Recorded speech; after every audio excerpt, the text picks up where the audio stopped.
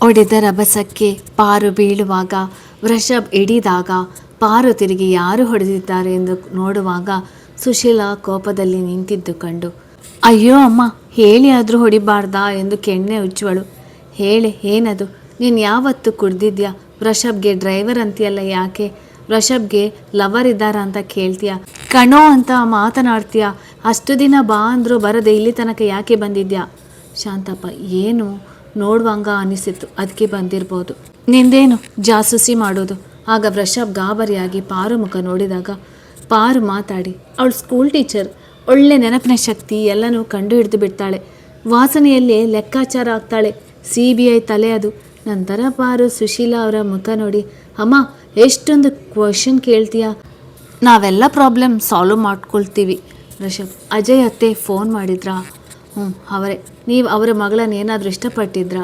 ಸುಶೀಲಾ ಪಾರು ಕೈ ಹಿಡಿಯುವಾಗ ವೃಷಭ್ ಹಿಂದೆ ನಿಂತು, ಬೇಡಮ್ಮ ಪ್ಲೀಸ್, ತುಂಬ ನೋವಾಗುತ್ತೆ. ಇವತ್ತು ಬೆಳಿಗ್ಗೆ ಆ ಅಜ್ಜಿ ಕಿಸ್ ಕೊಟ್ಟಿದ್ದಕ್ಕೆ, ತುಂಬ ಉಜ್ಜಿ ತೊಳೆದಿದ್ದಕ್ಕೆ ನೋವಾಗಿದೆ.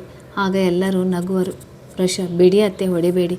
ಅವಳು ಏನೋ ಯೋಚಿಸ್ತಾ ಮಾತನಾಡಿದ್ದಕ್ಕೆ ಈ ರೀತಿ ಮಾತಾಡ್ತಿದ್ದಾಳೆ ಅಲ್ವೇ? ಮತ್ತ್ಯಾಕೆ ಈ ರೀತಿ ಮಾತನಾಡ್ತಿದ್ಯಾ? ರಘು ಫಂಕ್ಷನ್ ಅಲ್ಲಿ ಏನಾಯಿತು?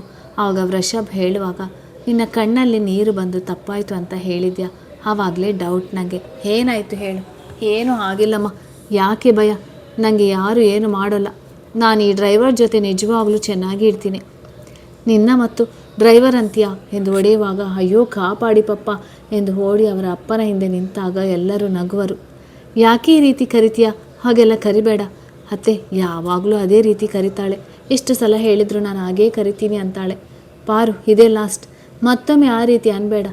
ಸರಿ, ಇದೇ ಲಾಸ್ಟ್ ಡ್ರೈವರ್ ಅಂತ ಕರೆಯೋದು, ಓಕೆನಾ ಎಂದು ತನ್ನ ಹೆಬ್ಬೆಟ್ಟು ತೋರಿಸಿದಾಗ, ನಿನ್ನ ಎಷ್ಟು ಕಾಡ್ತೀಯ, ಹಾಗೆಲ್ಲ ಅನ್ಬೇಡ್ವೆ. ಅಯ್ಯೋ ನಿಜವಾಗ್ಲೂ ಅವ್ರ ಡ್ರೈವರ್ ಅಮ್ಮ, ಫಸ್ಟ್ ಟೈಮ್ನಿಂದ ಈವರೆಗೂ ಅವರೇ ನನಗೆ ಡ್ರೈವರ್, ಅದಕ್ಕೆ ಈ ರೀತಿ ಕರೆಯೋದು. ವೃಷಭ್, ಲೇ ಪನಿಷ್ಮೆಂಟ್ ಮರಿತೀಯಾ?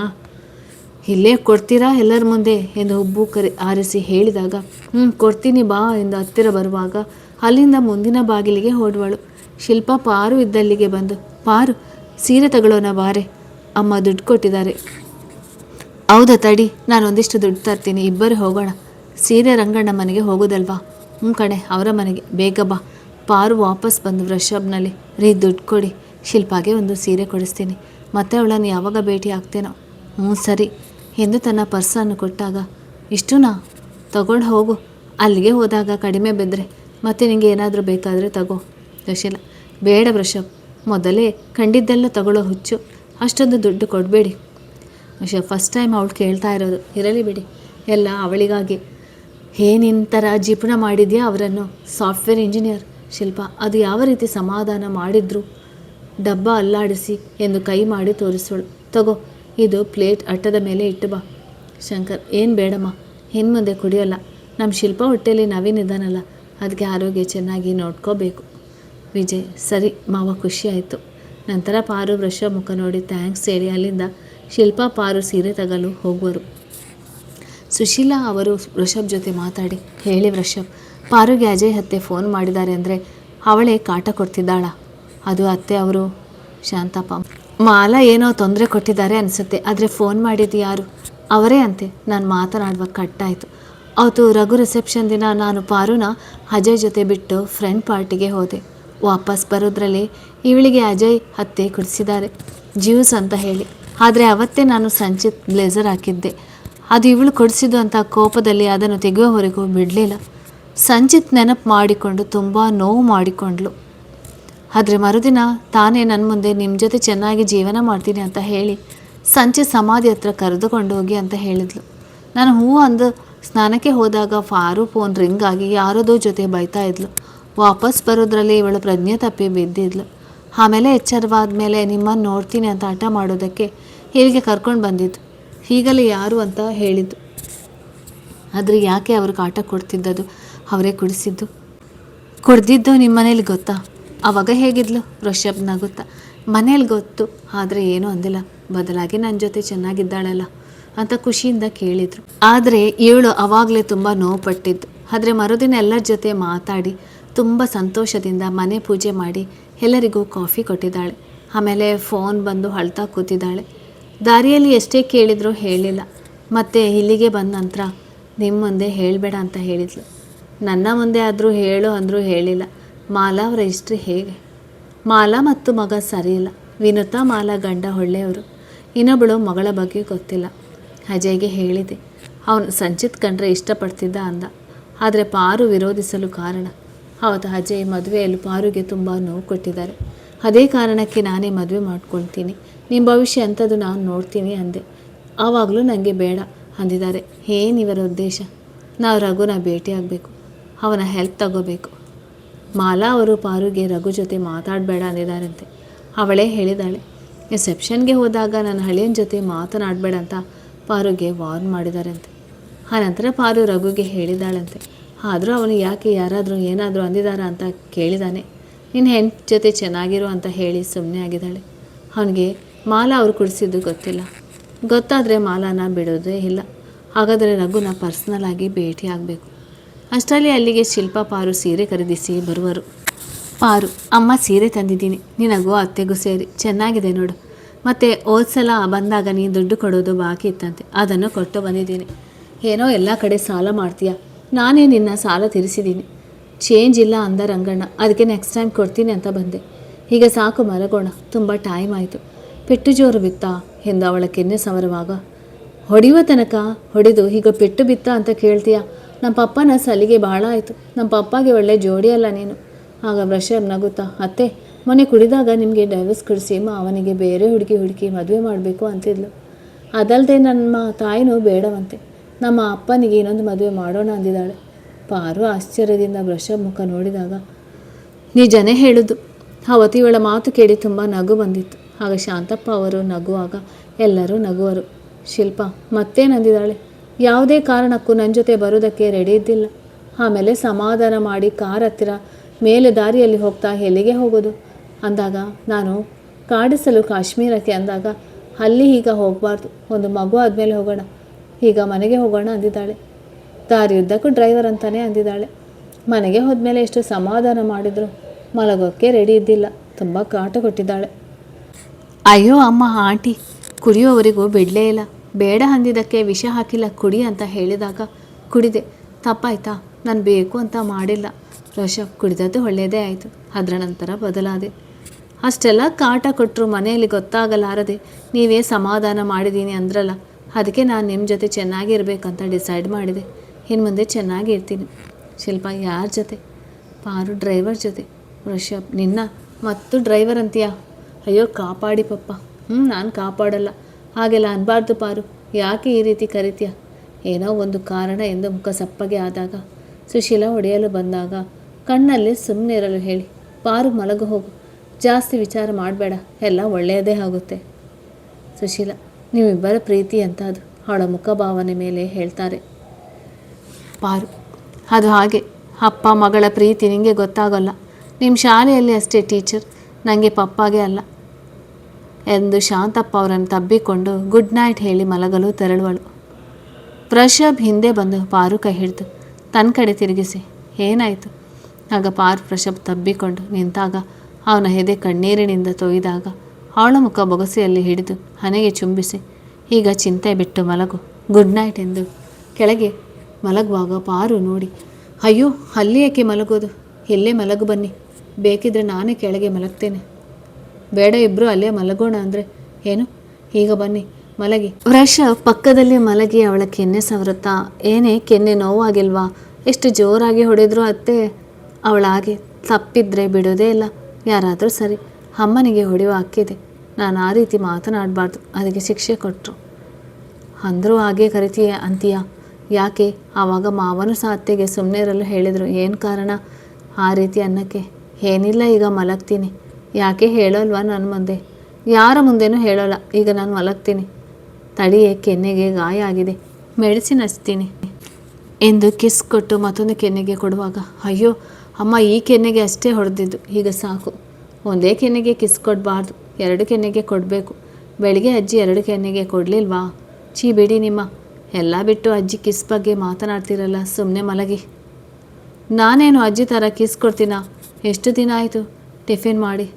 ನಾನು ಪೂರ್ತಿ ಟಿಫಿನ್ ಮಾಡ್ತೀನಿ ಎಂದು ಅವಳ ಹಣೆಗೆ, ಕೆನ್ನೆಗೆ, ಗದ್ದಕ್ಕೆ, ಕಣ್ಣಿಗೆ ಕೊಟ್ಟು ಅವಳ ಮುಖ ನೋಡಿ ಮತ್ತೆ ಎಲ್ಲಿಗೆ ಸಾಕು ಅಷ್ಟೆ.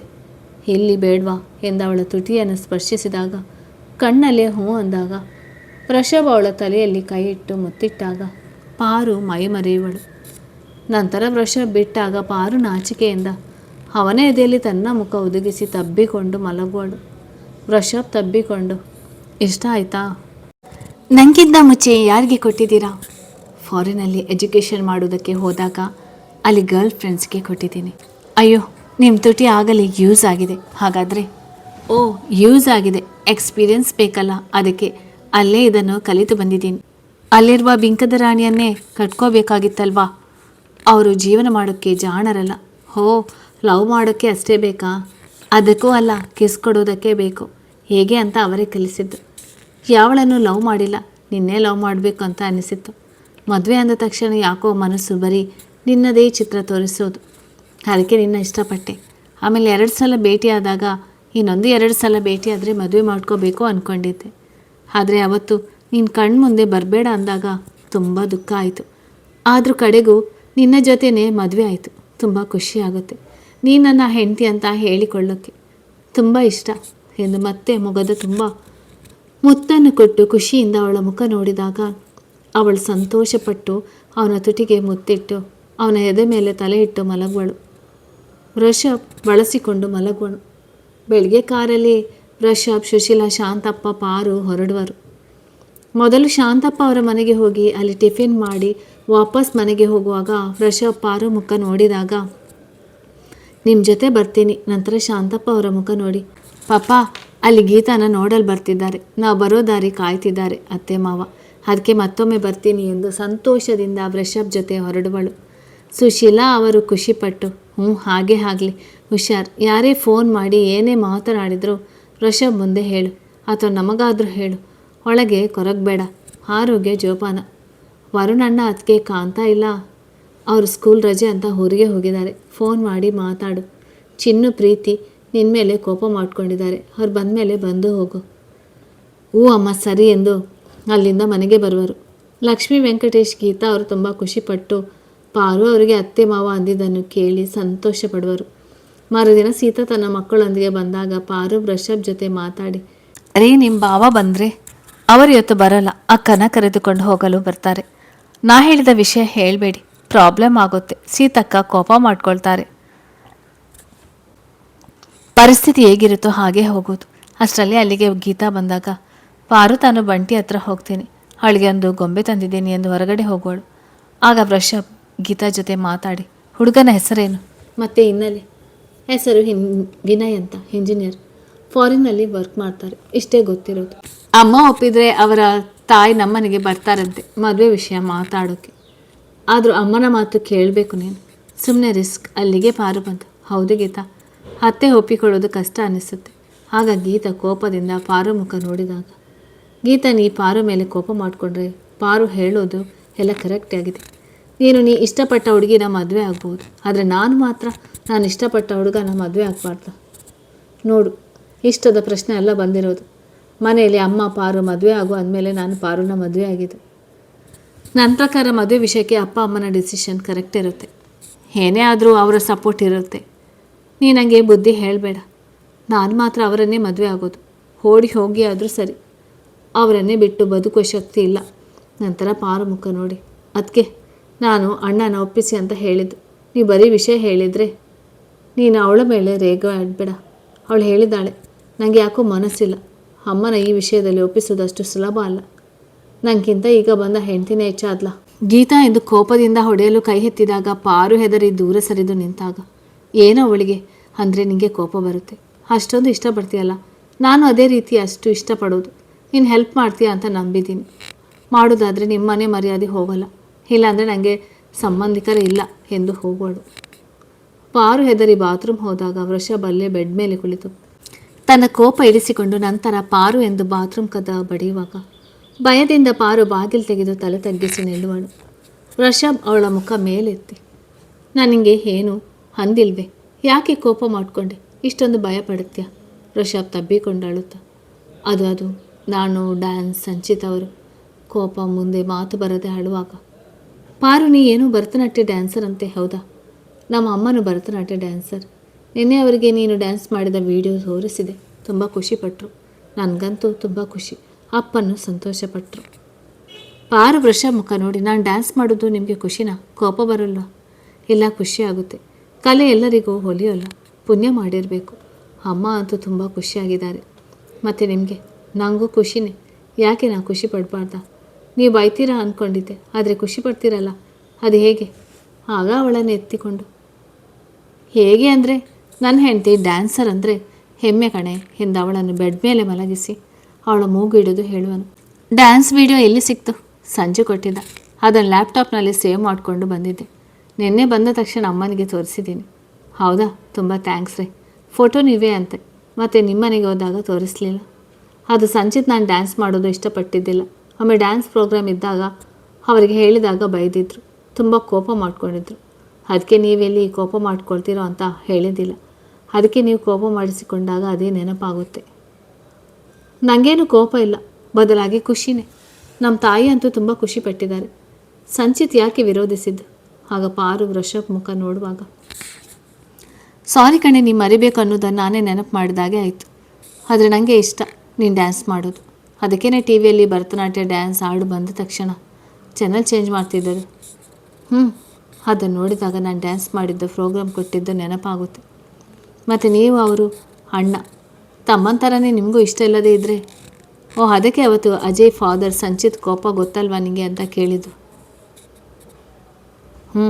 ಮನೆಯಲ್ಲಿ ಅಮ್ಮ ಪಪ್ಪನೂ ಸಂಚಿತ್ ಇಷ್ಟಪಟ್ಟಾಗೆ ಇದ್ದು ಬಿಡು ಅಂದಿದ್ದಕ್ಕೆ ಡ್ಯಾನ್ಸ್ ಬಿಟ್ಟೆ. ಫೋನ್ ಮಾಡಿ ಬೈದಿದ್ರು. Same police ಆವಾಸ್ನಲ್ಲಿ ಬೈದಿದ್ರು. ಆಮೇಲೆ ಅತ್ತೆಗೆ ಗೊತ್ತಾಗಿ ಅವರೇ ಸಂಚಿತ್ಗೆ ಬುದ್ಧಿ ಹೇಳಿದ್ರಂತೆ. ನಂತರ ಇನ್ನು ಮುಂದೆ ಡ್ಯಾನ್ಸ್ ಮಾಡಬೇಡ, ನನಗೆ ಇಷ್ಟ ಇಲ್ಲ ಅಂದಿದ್ರು. ನಾನು ಅಂದು ಸುಮ್ಮನಾದೆ. ಅವನ ಜೊತೆ ಮಾತನಾಡಿದ ಮಾತೆಲ್ಲ ಹೇಗೆ ನೆನಪಿವೆ ಇಷ್ಟು ದಿನ ಆದರೂ? ಅದು ಅವ್ರ ಜೊತೆ ಮಾತನಾಡಿದ ಎಲ್ಲ ಮಾತನ್ನು ಮೊಬೈಲ್ನಲ್ಲೇ ರೆಕಾರ್ಡ್ ಮಾಡಿದ್ದೀವಿ. ಅಮ್ಮ ಪಪ್ಪ ಕೆಲಸಕ್ಕೆ ಹೋದಾಗ ನೆನಪಾದಾಗ ಕೇಳ್ತಿದ್ದೆ. ನೀವು ಮೊಬೈಲ್ ಕೊಡಿಸೋವರೆಗೂ ಅಲ್ಲೇ ಮೊಬೈಲ್ನಲ್ಲಿ ಅವನ ಮಾತು ಇವೆ. ನಿಮ್ಮ ಮನೆಗೆ ಬಂದಾಗಲೂ ಕೇಳಿದ್ದೀನಿ. ಈಗಲೂ ಕೇಳ್ತೀಯಾ? ಇಲ್ಲ, ನೀವು ಮೊಬೈಲ್ ಕೊಡಿಸಿದ ಮೇಲೆ ಬಿಟ್ಟಿದ್ದು. ಥ್ಯಾಂಕ್ಸ್ ಕಣೆ. ಈಗ ನನ್ನ ಜೊತೆ ಮಾತನಾಡಿದ ಮಾತು ಆಡಿಯೋ ಮಾಡ್ತೀಯಾ? ಯಾವಾಗಲೂ ಮನೆಯಲ್ಲಿ ನನ್ನ ಜೊತೆನೇ ಇರ್ತೀರಾ? ಎಲ್ಲಿ ಅಂತ ರೆಕಾರ್ಡ್ ಮಾಡಲಿ. ಅವ್ರ SP ತುಂಬ ಬ್ಯುಸಿ ಇರೋದಕ್ಕೆ ಕೈಗೆ ಸಿಗೋಲ್ಲ ಅಂತ ಅವರ ಜೊತೆ ಮಾತನಾಡಿದ ಮಾತನ್ನೆಲ್ಲ ರೆಕಾರ್ಡ್ ಮಾಡ್ತಿದ್ದೆ. ಈಗ ಬಿಡಿ, ನನ್ನ ಬರೀ ಹೊತ್ಕೊಳ್ಳೋದೇ ಕೆಲಸ. ಆಗ ವೃಷಭ್ ಅವಳನ್ನು ತಬ್ಬಿಕೊಂಡು ಕುತ್ತಿಗೆಗೆ ಕೀಸ್ಕೊಟ್ಟು ನಗುವನು. ನಗ್ತಿರಲ್ಲ ಬಿಡಿ ನನ್ನ. ನಾಳೆ ಹುಡುಗನ ಕಡೆಯವರು ಬರ್ತಾರಲ್ಲ, ಹೇಗೆ ಮಾಡ್ತೀರಾ? ಅತ್ತೆಗೆ ಹೇಳ್ತೀರಾ? ಇಲ್ಲ, ನಾಳೆ ಅವರು ಬರಲಿ, ಆಮೇಲೆ ಹುಡುಗನ ಭೇಟಿ ಆಗ್ತೀನಿ.